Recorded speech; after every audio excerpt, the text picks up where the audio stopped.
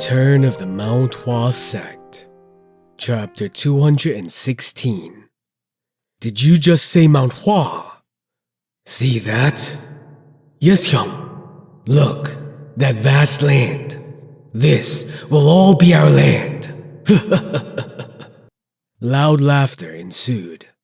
There are no officials who will bother us here, and nobody else will come between our goals either. Now and here, we can do our very best. Of course, Hyung. Before this year is done, everyone will know the name of our Oklu Tiger Village. Come on, let's go. In the future, we will create history. Yes, Hyung. Shimmering passion and hot ambition. The bandit grabbed his head. Daydreaming? Feeling comfortable now, aren't you? No, not at all. Disciple, would I be crazy enough to be dreaming? I don't think you're crazy. I just think you want to die. No, not at all. Tears welled up in Bangyo's eyes. I just want to go to my homeland and live by working on some land. What? Rule the world? I might as well just freeze to death. Right, death would sound better. Pull like a cow, like a cow. Yes, disciple, like a cow. Moo! Sad tears welled up in Bangyo's eyes. A sharp cry of pain and an immediate groan escaped from his mouth. After being captured by Chongmyung, their routine was simple. From morning to dawn, they would literally just pull the carriage like they were horses. In the evening, when the group paused their journey, the bandits would help the others prepare for camp and were given a short break later. Chief, it's too hard. I really feel like I'm going to die. I'd rather just die. Tears welled up in the eyes of Bangyo as he heard his subordinates. Why did I get caught by these men? They were bandits. They were the most notorious bandit group at the border of Sichuan. However, Bangyo, the head of the bandits, had desperately realized that the world was wide and there were real reapers out there. Is the youngest still the same? It doesn't seem like he will turn sane any moment. Bangyo closed his eyes tightly as he looked at their youngest member, who now had his eyes wide open with saliva dripping down the corner of his mouth. Are you saying that he will spend the rest of his life like that? Probably. Being young meant having vigor. However, the youngest one, Gongso, had gone against Chongmyung, and the cost of that mistake was too great. Seeing Gongso rambling on with his vigor, Chongmyung smiled and said, The calf is talking! And it seemed like Bangyo would never forget those words. As he said that, Chongmyung moved from the carriage and hit the man on the head like before. Since then, Gongso hadn't spoken. For the rest of his life, he would probably be the same, unable to do anything else. After Gongso turned out like that, no one dared to say anything more, even though their feet were swollen and limbs were broken. Furthermore, the real trouble wasn't theirs. Thud, thud. Ugh! Bangyo looked at the disciples of Mount Hua who were collapsing from exhaustion with tired faces. He couldn't even dare to think about how difficult it must have been for their clothes to turn into rags with just one training. At that moment, one figure entered Bangyo's view.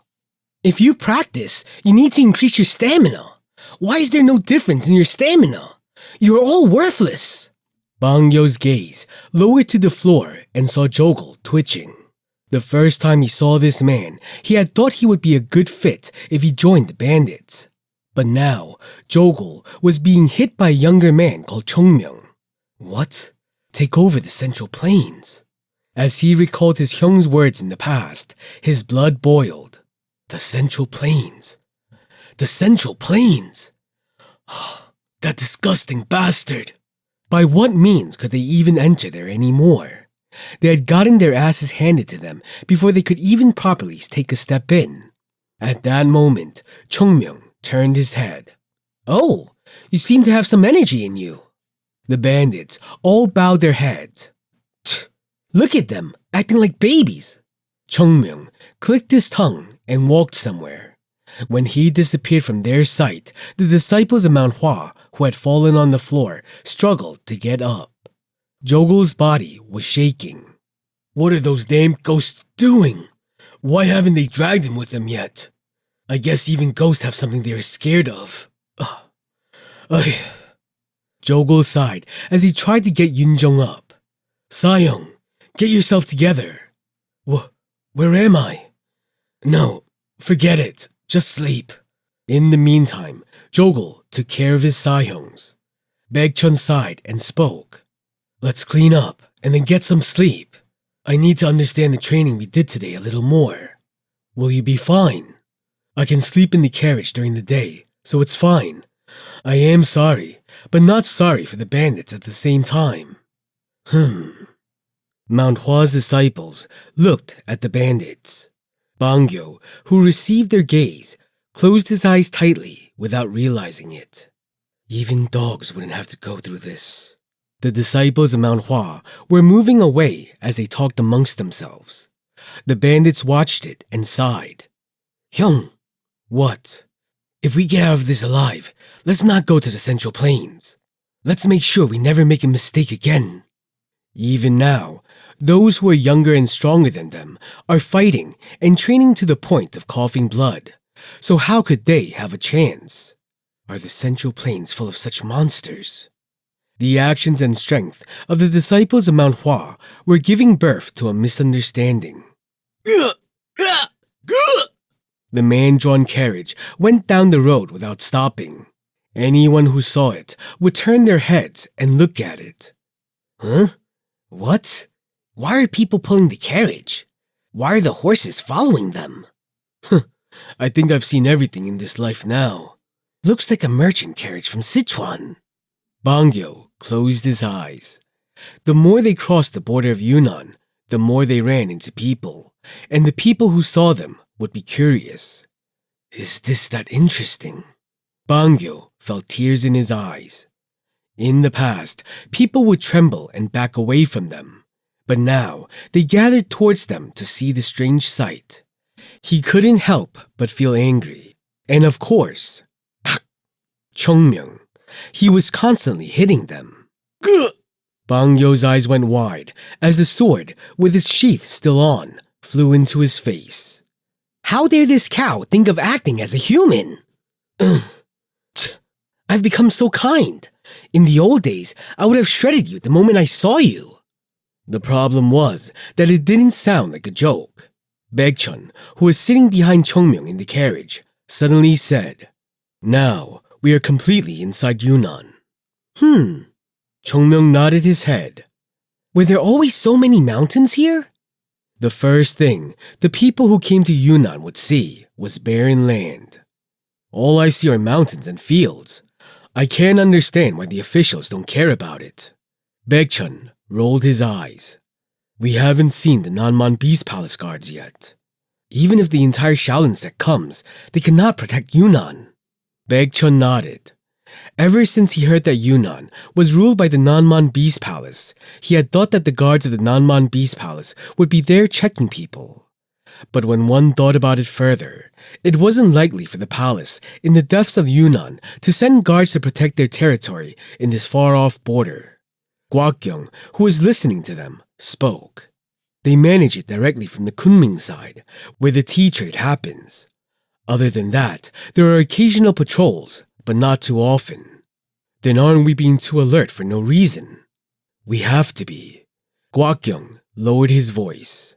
The Nanman Beast Palace has influence in Yunnan that exceeds that of the Tang family in Sichuan.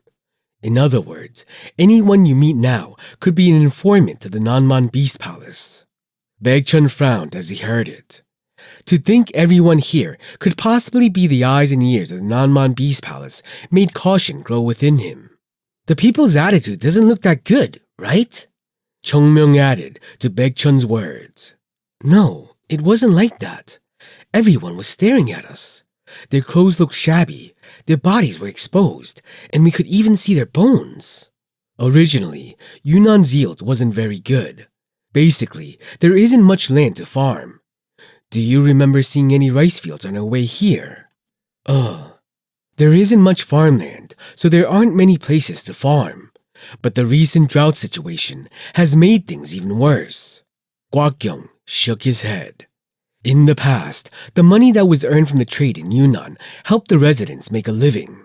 But now it is banned, and if what they farm doesn't go well, everyone will starve to death. Baekchun tilted his head at that. Wasn't the business supposed to be going well? Actually, the Westerners don't enjoy tea that much. There are no other places in the Central Plains that need so much tea. Besides, the type of tea which the Westerners want isn't the one we get from Yunnan. Baekchun nodded his head as if he understood. In the end, it means that breaking the trade is not helping Yunnan. Is it just Yunnan? Sichuan is also having trouble. The merchant groups of Sichuan that used to be on par with the ones of the Central Plains are now unable to use their resources effectively. And fortunately, the people here don't eat tea, so they won't starve from it. Baekchun felt complicated. We will arrive at Kunming soon. If we can get there without problems, our mission has been accomplished. Baekchun bowed to Kwak-kyung. Thank you again. Your gratitude will be accepted after we drop you safely. Kwak-kyung smiled. Even so, as the journey continued, the disciples of Mount Hua began to get tensed. All they could see were rough roads, barren land, and starved people. And thanks to the human-drawn carriage, the party was able to arrive 3 times faster than expected. There is Kunming. Chongmyung frowned as he looked at the old fortress wall. Looks more like a village than a fort town. In Yunnan, the concept of high fortress walls do not exist because of the scarcity of food and land to live in. Aha! Chongmyung nodded his head. Well, thank you. Thank you for bringing us. Not at all. Mount Hua's disciples said their goodbyes to the merchant group. Chongmyung turned and mumbled. Now the problem is these people. As soon as their eyes met his, the bandits flinched and bowed their heads. Make a kind face, make the most pitiful face. Chongmyung looked at Baekchun, and Baekchun then answered, Isn't it better to release them? Huh? Release them? Yes, it is true that they committed a crime, but they did suffer while coming here, and they seem to be reflecting on their actions, so release them. Chongmyung nodded. Showing mercy. This is why I like Sasuk. Don't spew weird stuff. Chongmyung smiled brightly and turned to the bandits. I'll release them. Thank you so very much. I will live a decent life.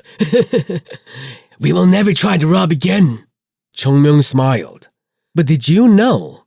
That I always do the opposite of what I am asked to do. In an instant, Chongmyung's hand moved. Ta-ta-ta. His hand smashed apart the dungeons of the bandits. The bandits, who were hit on their lower abdomen, collapsed to the floor. Chongmyung smiled as he looked at them. I'll release you. Have a good time here. There is no way you can get back to working on your martial arts unless you wait for me to come back. Or you can run away and live as normal people. Do what you want. Chongmyung turned back and walked to Kunming without another thought. Yunjong followed him. Why are you holding on to them? Who will pull the carriage on our way back? Actions speak louder than words. Chongmyung shrugged his shoulder. And on the way home, we need to rob the things those bastards have robbed. I think they might have saved up a good amount of money. It was then that Yunjong vowed to never get caught by Chongmyung.